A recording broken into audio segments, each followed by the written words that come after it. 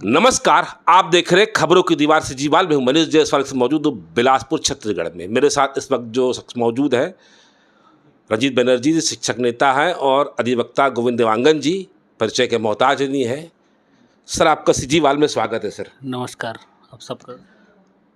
शिक्षकों के मामले में इन्होंने कई मामले रखे हैं, शिक्षकों का पक्ष रखा है। आज एक महत्वपूर्ण फैसला था सोना साहू वर्सेस छत्तीसगढ़ शासन का। फैसला तो आ चुका है, कंप्लायंस होना लगभग बाकी है।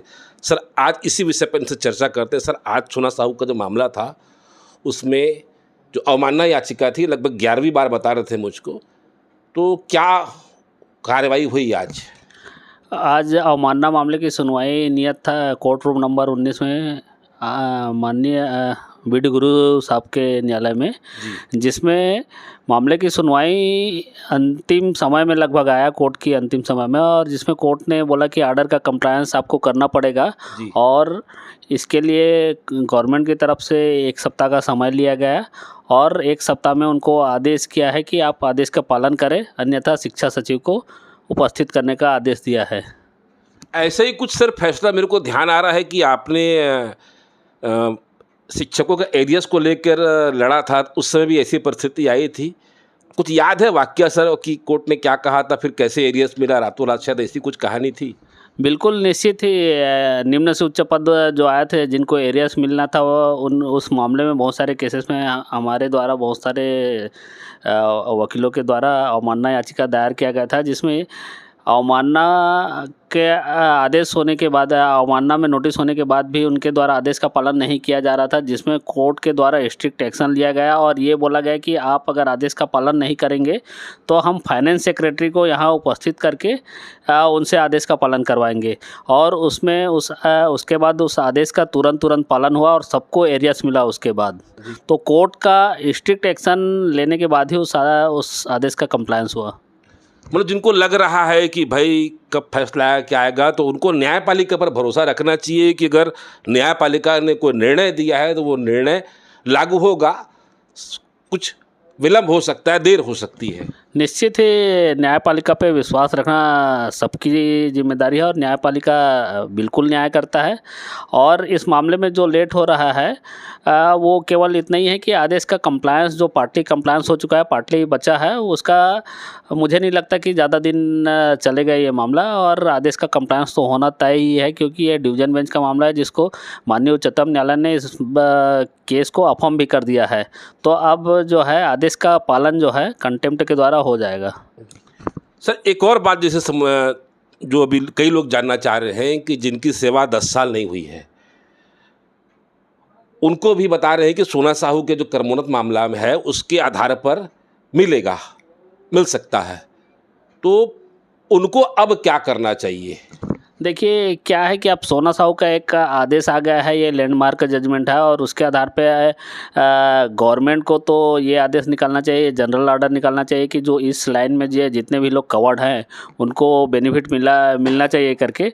लेकिन गवर्नमेंट अगर जनरल ऑर्डर नहीं निकालता है तो उनके पास दूसरा ऑप्शन है कि वो न्यायालय में आए और सेम ऑर्डर ले, और सेम ऑर्डर लेने के बाद वो फिर गवर्नमेंट के पास जाके ये बोले कि हमारे भी मामले में कोर्ट ने सोना साहू के लाइट में ऑर्डर किया है, तो हमारे मामले को भी विचार करें और विचार करने के बाद हमको भी बेनिफिट दे, जैसा सोना साहू के केस। जैसा मतलब आपसे निम्न पद से उच्च पद में हुआ था, गवर्नमेंट ने सबके लिए सब जनरल ऑर्डर नहीं निकाला था, जो केस लड़े थे वही उनको ही ज़्यादा फायदा मिला।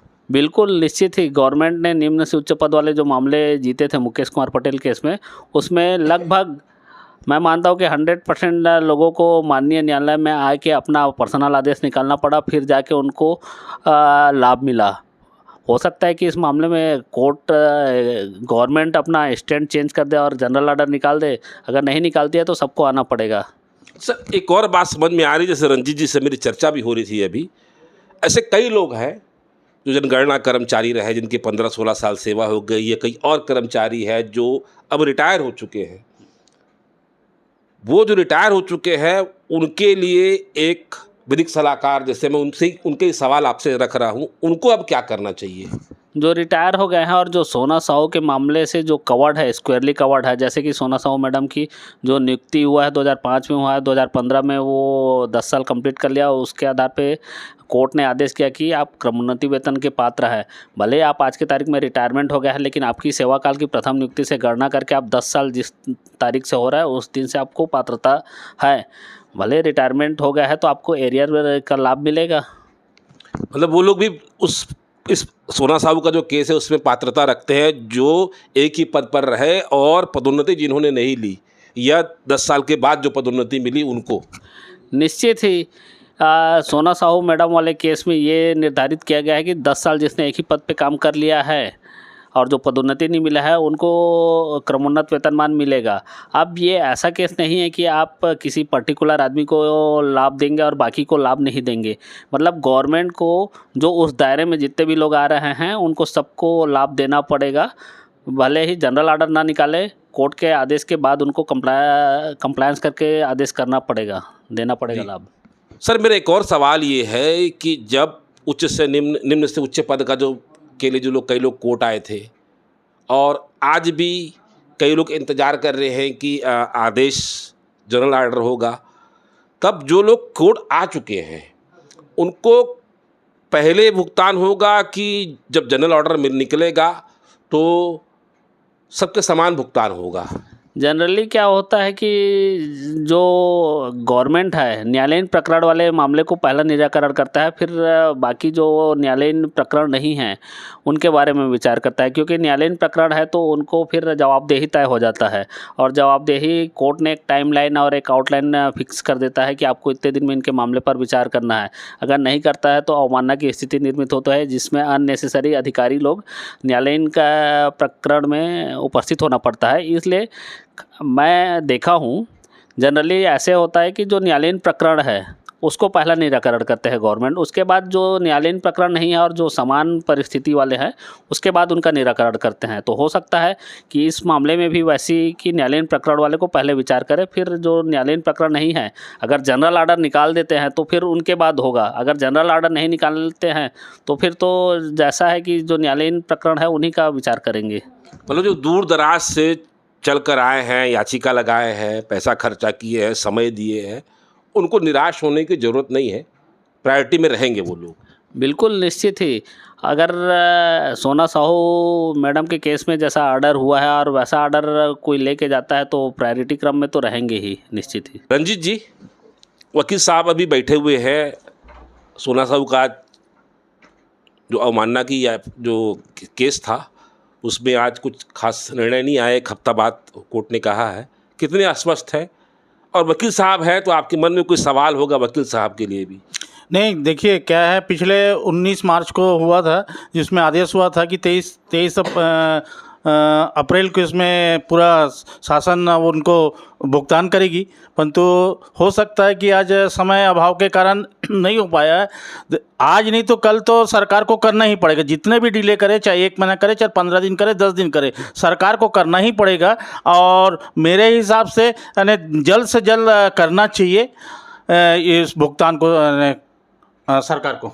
वकील साहब से कुछ सवाल है आपके मन में जो ऐसा सवाल मुझे रहा हो जो मैं ना पूछ पाया? वकील साहब से सवाल ये है कि जो जनगणना के कर्मचारी हैं उन लोग 2008 से, उन लोग पहले 1991 से लेकर 1 साल उन लोगों ने सेवा किया, उसके बाद 18 साल उन लोगों ने संघर्ष करके 2008 में उनकी नियुक्ति हुई, 8 में नियुक्ति हुई और 18 में उनका सम्मिलन हुआ। 18 में सम्मिलन होने के बाद वो जनगणना कर्मचारी यानी कोई 2 साल किए, कोई 4 साल किए, कोई 6 साल किए हैं, कंटिन्यू उधर का, तो उनका सेवा समाप्त कर दिया। तो अब वो रिटायर भी हो गए, तो रिटायर होने के बाद क्या उनका केस, उनको क्रमोन्नति वाला केस लगा सकते हैं और उनको मिलेगा कि नहीं इसका लाभ? सर इनका सवाल है सर, अभी चर्चा भी हालांकि इस विषय पर हुई है। निश्चित ही जो एक ही पद पे 10 साल कार्य कर लिए हैं और जो रिटायर भी हो गए हैं वो भी इस आदेश से कवर्ड होंगे और उनको भी क्रमोन्नत वेतनमान की लाभ मिलेगा निश्चित ही जी। तो ये है अधिवक्ता गोविंद देवांगन जी, ये है शिक्षक नेता रंजीत बनर्जी जी। कई सवाल मैंने इनके खुद वकील साहब से पूछ लिए हैं। सोना साहू का जो मामला है ये छोटा मोटा मामला नहीं है, ये ऐसे बहुत से शिक्षक हैं जो रिटायर हो गए और जिनके हाथ में कुछ नहीं आया। और चूँकि शिक्षक संवर्ग में कई ऐसी भी भर्तियां हुई कि कोई कहीं सेवा दे रहा था, कहीं कुछ कर रहा था तो भैया आपके पास कुछ, हम आपको कहीं मैनेज नहीं कर सकते, आप हमारे शैक्षणिक अहर्ता के अंतर्गत आते हो, चलो हम आपको शिक्षक बना देते हैं। ये उस दौर की बात है, आज का दौर तो खैर अलग है। अब उनके लिए ये केस कहीं न कहीं एक सुनहरा भविष्य लेकर आया है। पुरानी सेवा काउंट होगी या नहीं काउंट होगी, ये तो खैर इस मामले से कहीं न कहीं तार जुड़े और न जुड़े इस बारे में नहीं कहा जा सकता, लेकिन इतना कह सकते हैं कि सोना साहू का जो मामला है वो आपको एक ही पद में अगर आपने काम किया है, पदोन्नति नहीं ली है, तो ये आपके लिए कहीं न कहीं आर्थिक द्वार खोल कर लाएगा। अधिवक्ता श्री गोविंद देवांगन जी से हमने कई विषयों पर चर्चा भी की, इससे पहले भी करते रहे और भविष्य में करते भी रहेंगे। इन्हीं बातों के साथ फिलहाल आज बस इतना ही। अगर आपको हमारी खबर अच्छी लगे तो लाइक सब्सक्राइब शेयर जरूर करें। सीजीवाल से मनीष जायसवाल की रिपोर्ट। धन्यवाद। धन्यवाद सर। धन्यवाद बंजर जी।